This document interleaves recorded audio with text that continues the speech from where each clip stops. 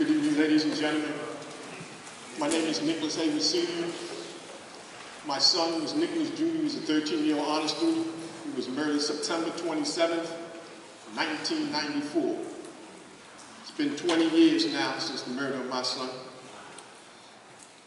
Since the murder of my son, there has been over 367, at least 367 in New York City alone that have been gunned down and murdered by NYPD. We're not talking across the board, that's just New York City alone. I have made many pleas, wrote many letters to elected officials, which it fell on deaf ears.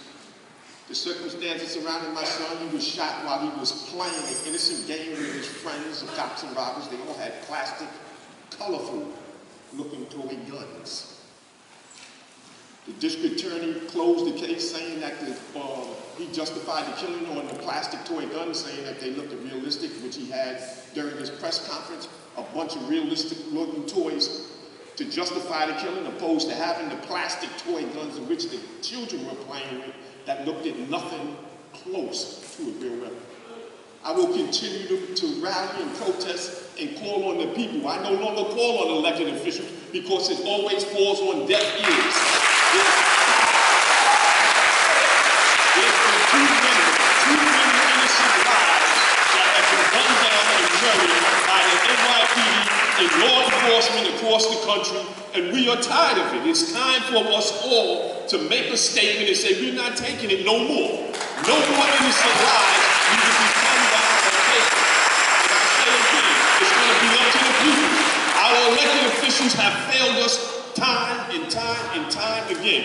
And even if we get them on video camera murdering innocent people, that still doesn't count for them. They still are never held accountable. So please, come out April 14th, pass the word. Let's all make a statement that we ain't taking it no more.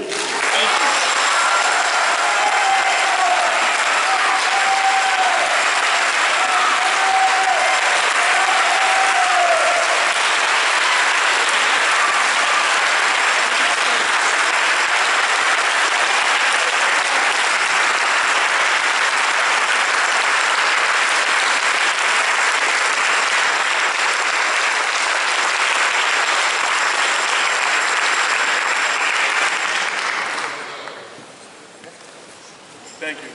Thank you. Thank you.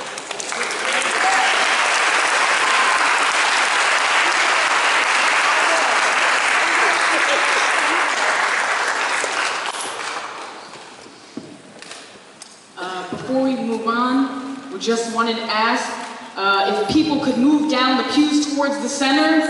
We are overflowing, which is awesome, but we need seats for people. So if y'all wouldn't mind moving towards the center so we can make room for some folks who want to sit down.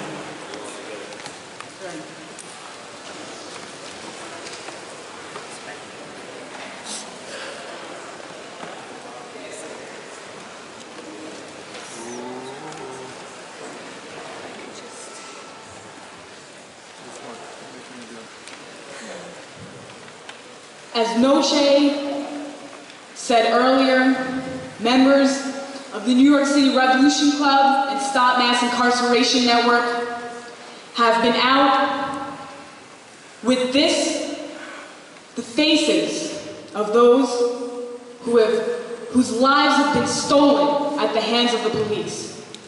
We just heard just some of the stories. There are thousands and thousands of names, thousands of stories. And we've been bringing out, as a call for Stolen Lives Days at colleges and universities across this country, and in particular in New York at Columbia University and across the board in New York City, we've been bringing this out.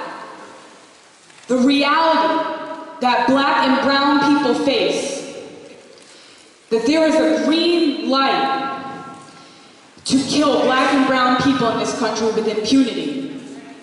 And that students, and especially our youth, especially high school students and college students, need to witness this.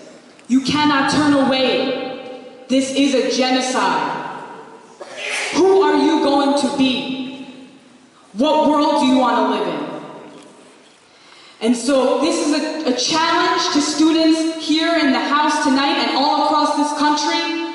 All week, go out to colleges, your college campus, high school students who are on spring break. Go out to these college campuses and universities. There is no better use of your time than bringing these faces out, honoring these people, and spreading this message of April 14th across this country.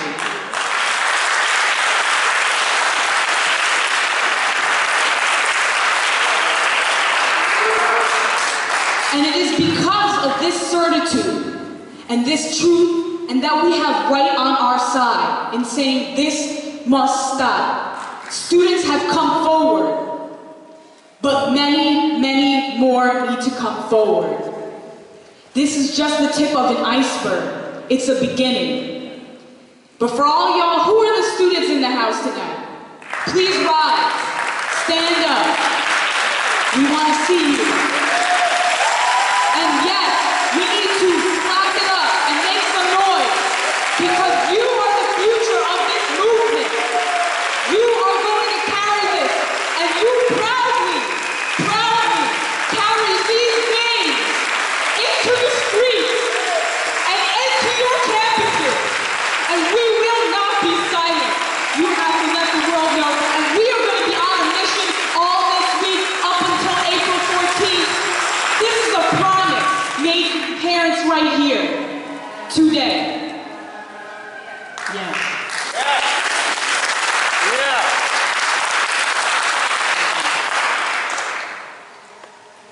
Hold on. Got really excited.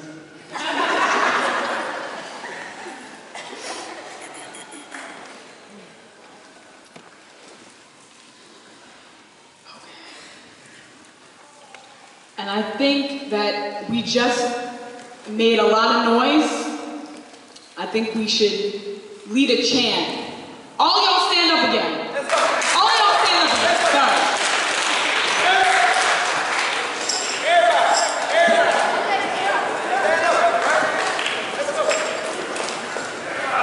Every city, every town, I'm going to say, you say back, there's another Michael Brown, April 14th.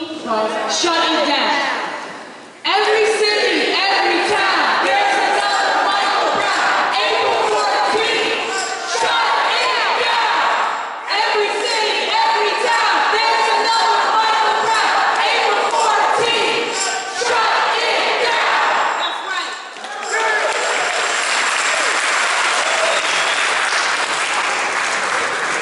And that's a promise y'all just made. That's a promise. And I just wanted to finish this up with an excerpt from a student from Chicago who went to a dinner and heard the stories of people's lives who've been stolen, heard from the parents in Chicago whose lives have been stolen, and they wrote this entitled, "On April 14th, we must all raise our voices. How many more? How many more grieving families? How many more dead sons and fathers? How many more lies have been told, and how much evidence buried in other cases that we will never know about? How many more excuses to justify these stolen lives? How much more does it take to get to people to pay attention and demand justice? What else do these people have to do and suffer through for us to finally hear them? And how do they do it? How do they remain so strong, so resolute, so committed to seeking truth and justice instead of revenge? How are they not reduced daily, as I would be, to seething in hatred and thrashing wildly with unbridled rage in the face of a society and a government that tells them the lives of their loved ones are not worth preserving and the truth of their deaths is not worth finding? I don't know how they do it. I hope I never know. Whatever it is a terrible knowledge and grim power that none should ever have to discover in a just and civilized world. Can we ever bring about that world? That is the answer we owe to them, each and every one of us. On April 14th, we must all raise our voices like we did here today and across this country, loud enough for them to hear our reply. Join us in making them that promise.